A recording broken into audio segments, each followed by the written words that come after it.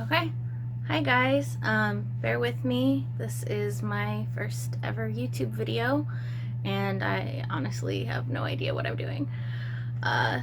Also, fellow epileptics, please don't come for me. I know that the title might not be true for everyone. I also realize that seizures freaking suck. Trust me, I get it. And I'm not trying to minimize that in any way. This is just my story, and I'm just here to talk about why, for me personally, seizures are actually not the worst thing about epilepsy. And from conversations that I have had with other people with epilepsy, I think that there are some of you that might actually be able to relate to the fact that there are actually a lot of other difficulties that many other people might not really realize. So with all that said, let's get into it. So if seizures aren't the worst thing about epilepsy, what is? In a word, side effects. Okay, I guess that's 2 words, but you get my point.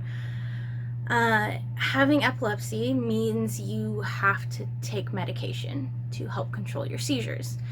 And no, you can't just take CBD or smoke some pot. It's not that simple, and it's also expensive and not usually covered by insurance, if ever, to my knowledge. In my case, the first medication I took, Keppra, worked really well, so I was lucky in that regard. I had no seizures as long as I remembered to take it on time, twice a day, every day. But it also came with a whole slew of side effects. I gained over 100 pounds. My depression worsened dramatically. I got dizzy whenever I tried to do anything even remotely active, which resulted in me basically having to stop being the active young woman that I was before. And I was really tired, like all the time. I tried to tell my neurologist about that, and multiple neurologists actually over the years. Hi, cat. Oh my gosh, my cat is jumping, is gonna, I think, try and jump up to a shelf up there. You gonna go for it, kitty? This would be my life, wouldn't it? Okay, apparently that's a little too far for her. That's Chloe, everyone. She might be making an appearance in future videos. You just couldn't let me have all the attention, huh? Oh my gosh. She's adorable. So I hope you guys learn to love her as much as we do.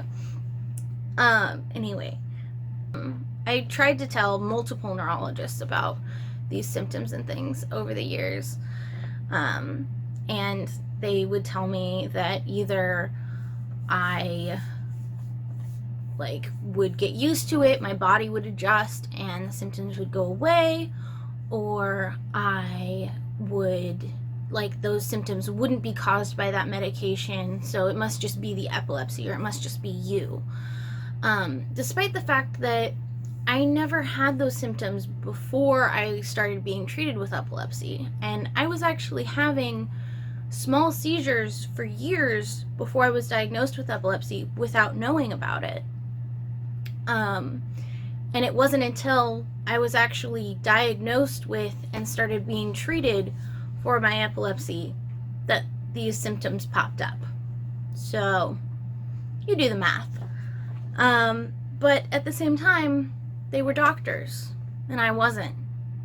And so eventually, after years of this, alongside with my worsening depression, it was harder and harder to keep telling myself that it wasn't all just in my head, or that it wasn't all just my fault. Maybe I was doing something. Maybe it really was just me, or, maybe it really was just the epilepsy. And so I listened to them and I kept taking the medication because that's what I was supposed to do. That's what I was told that I had to do.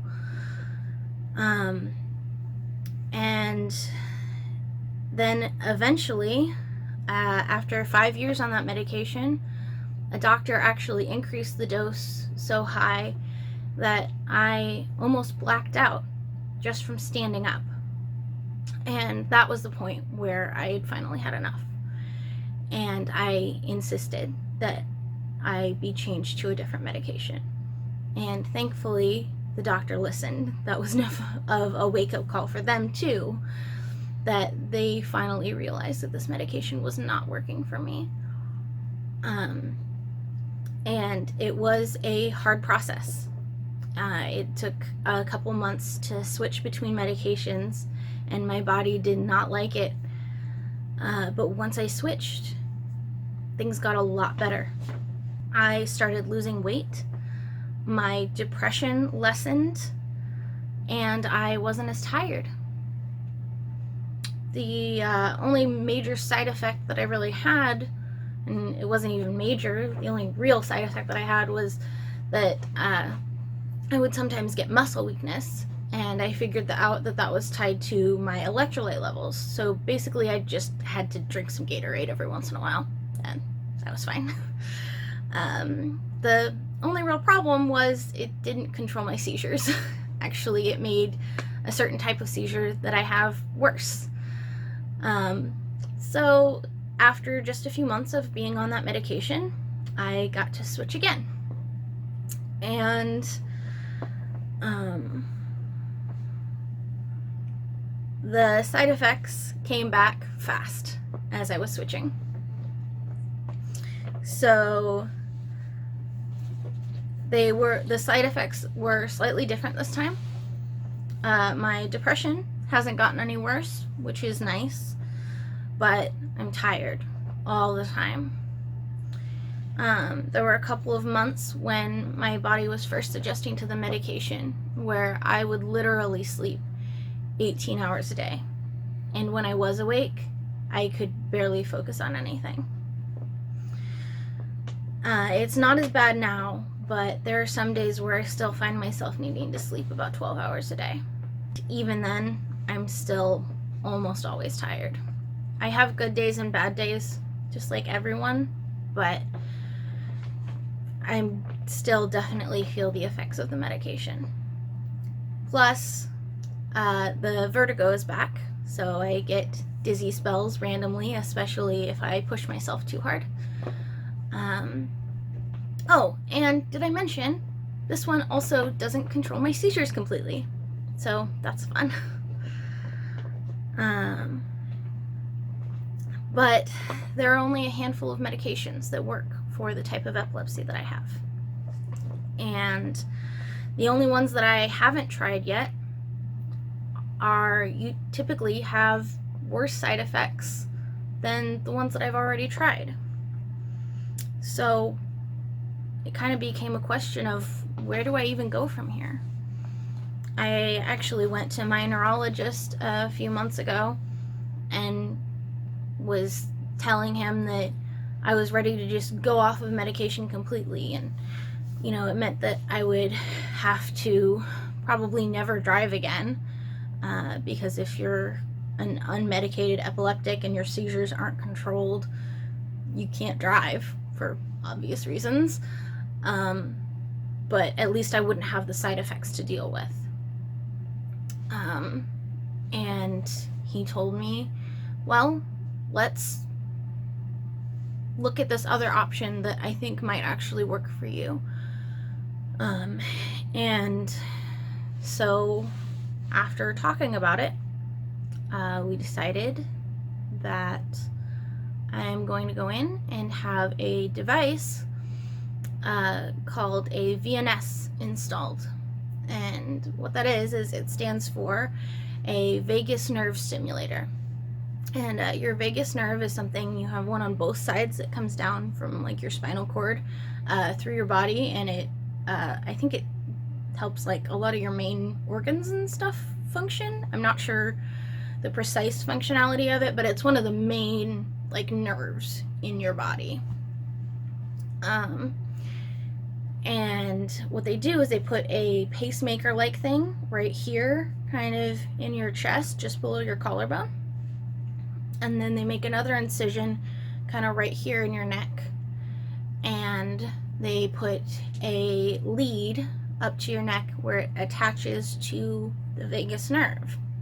And then the device goes off every 5 minutes, usually for 30 seconds at a time. It has different settings, different like frequencies, amplitudes, and stuff like that, depending on the patient. So you can, like, you know, personalize it for each individual. And it doesn't work 100% of the time. There's no guarantee that this will work. But this coming Thursday, I am going in to have that installed. So fingers crossed, knock on wood, that that works for me, and that that will help. So that's actually why I've started this channel, is to kind of show people what this journey is like, and to help kind of bring people along with me on this journey. So I will be bringing you guys to the hospital with me on Thursday morning, bright and early, to get my VNS installed. And so I guess I'll see you guys then. Bye.